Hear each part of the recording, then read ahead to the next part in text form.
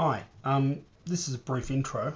I'm about to add to my Reconn 3 here the all-new roll-only brushless gimbal that works by placing an internal motor inside the frame down the back here. So basically what it does is it just helps balance out the extra weight that the gimbal is going to add. Now this is a roll-only gimbal for a couple of reasons. Firstly, weight.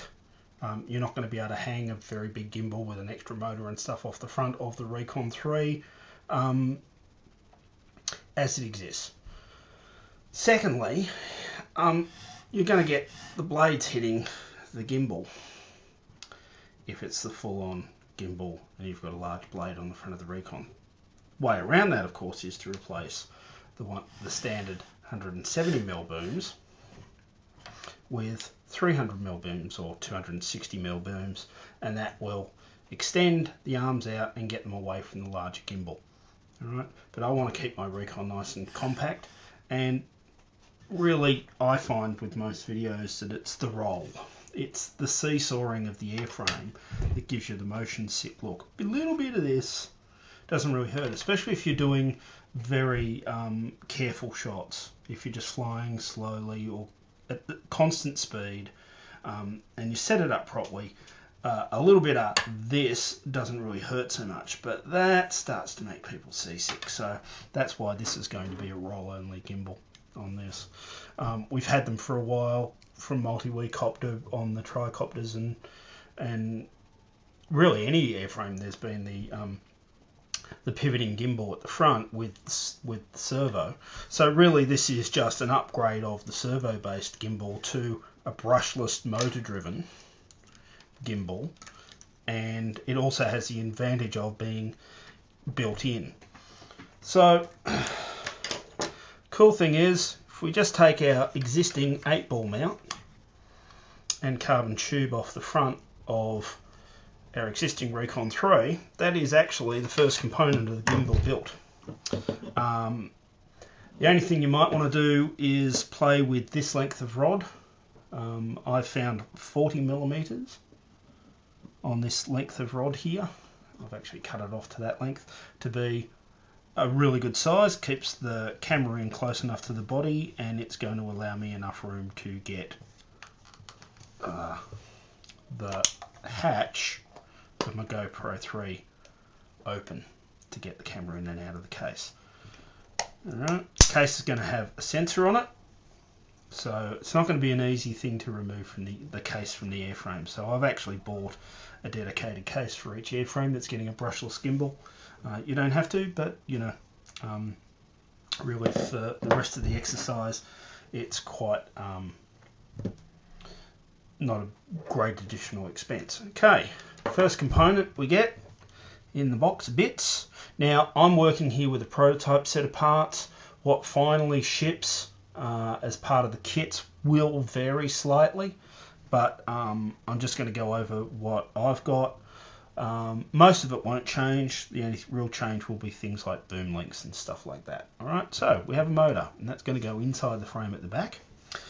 To hold that motor in place, we have a motor mount, and that has mounting holes that will attach this to the frame base through existing holes. Holes are already there, so that will go onto the back of the motor. On the front of the motor we have, if you've watched the full Armoured Black Edition gimbal videos, you would have seen this part. This will go onto the front of our motor, and that is what a long boom attaches to. So that attaches to that, runs down through the airframe. Then at the front of the airframe we take out the standard Delrin grips that we've got in the V3 and we replace them with, again, something you may be familiar with, the Delrin roll gimbal, servo based roll gimbal mounts. Alright, so what we're going to do is we will have that with a pair of bearings on it sitting up in the nose, then just proud of that, we're going to have this piece. Now this piece evidently took forever to work on. It looks a little simple, and in fact it is delightfully simple, but as I've mentioned in my other brushless gimbal videos, everything has to be the correct roll points and everything needs to be balanced, and Quentin has worked on this and got it to the exact length that when I attach this to here, it sort of works like a periscope. Right? And then the gimbal goes into there. That will be with the GoPro 3 and the right number of bands on the 8-ball. With the camera in place, that will be balanced. Okay? So, that is as such all the parts of the gimbal. So really there's not a lot to it. Right, we've got a boom, 2 bearings, bearing block, motor mount, adapter to allow us to attach the boom to the front of the motor, and last but not least, the most important and critical thing is the new Paris Sirius brushless gimbal controller. It's exactly the same controller as we used on the big gimbal, but we're only going to use it on one motor, being motor 1 for roll. The sensor goes in a slightly different spot. I'm going to cover that when I get to that part of the build. And I'm not going to even use the control loom on this because I'm not going to have pitch override, which is the only thing I used the loom for. So basically all I have to do is plug that into 4S, seat that properly on the gimbal, make sure it's all balanced up and moving smoothly, and we should have a working gimbal.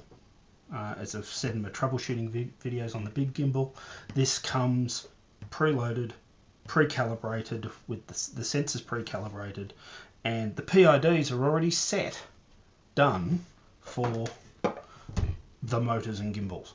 So as far as the controller goes, that is literally a plug and play component, but you will need to make sure that you've built the rest of the gimbal properly and got it all balanced correctly for all of that to work.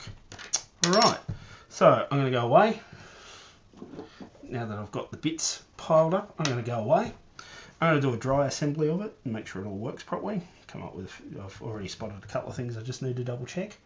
And I will be back later to show you how to put all of this together mounted in the Reconn V3 airframe.